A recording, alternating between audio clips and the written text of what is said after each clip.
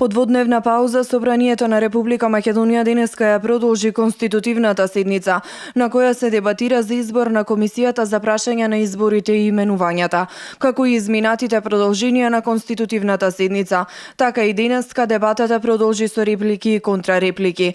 Крсто Муковски од ВМРО ДПМН повика лидерите на политичките партии да седнат на заедничка маса и да најдат компромис за суштинските прашања. Муковски упати апел и да се избегнат се честите скандалозни изјави, како на пример изјавата на градоначалникот на општина Дебар. Секој ден што одминува од денес натака, за жал ние ќе трпиме дополнителни последици, ќе трпиме дополнителна несигурност на граѓаните на Република Македонија, нестречни или фрустрирачки изјави од одредени политичари кои што би рекол се несериозни, како онаа што имавме пред некој ден од градоначалникот на Дебар.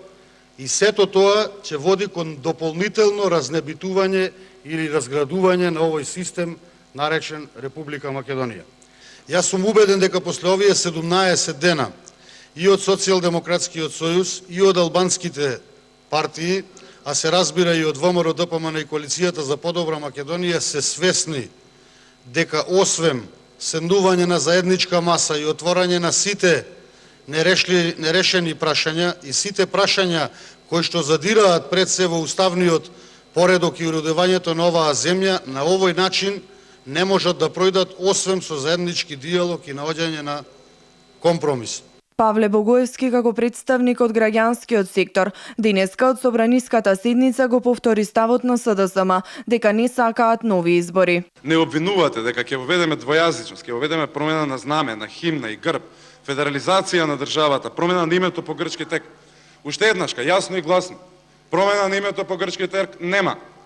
Двојазичност како што вие ја замислувате нема. Федерализација нема. Промена на знамето, химната и грбот нема. И за крај, нема да има нови предвремени парламентарни избори организирани од оваа влада, бидејќи оваа влада не го представува легитимитетот на граѓаните повеќе. Антонио Милошовски од ВМРО ДПМН уште еднаш апелираше пратениците да бидат одговорни кон граѓаните, алудирајќи на тоа дека лидерот на СДСМ Зоран Заев потврдил дека ги усогласиле ставовите со албанските партии по основ на платформата, а сега пратеници од СДСМ негираат дека платформата постои. Македонија е 3 години блокирана држава заради тоа што некој организираше насилни протести, заради некој што палеше канцеларии и институции на председател на државата, заради тоа што некој продуцираше криза кога државата имаше по 3, по 4, по 5% економски раст и работеше на намалување на невработеност и прилекуваше странски инвестиции.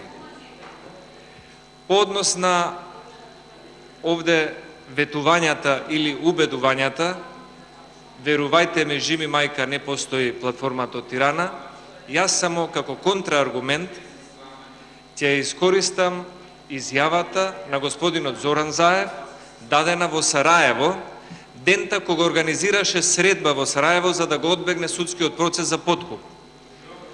Во таа посета, тој изјави, кажа, господинот Заев, ќе формираме наскоро влада затоа што имаме усогласена програма, имаме усогласена платформа со албанските партии и имаме усогласен закон за двојазичност.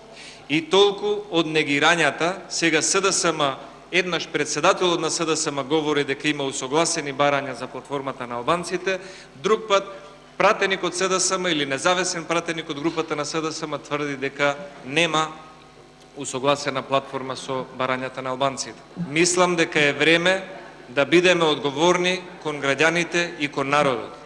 И да се каже, пред изборите ветувавме многу од нас, но после изборите излажа еден, за по секоја цена да стигне на власт. Тоа е господинот Заев. Излажа затоа што се договори за една платформа која што граѓаните не ја гласали. Пратениците од СДСМ и денеска со обвинувања дека со расправата не се почитува собранискиот деловник и дека пратениците од ВМРО ДПМН дискутираат за теми кои не се поврзани со точката на дневниот ред. Пратениците пак од ВМРО ДПМН истакнаа дека дебата е повеќе од потребна, иако како што посочија ги обвинуваат дека ја обструираат работата на собранието.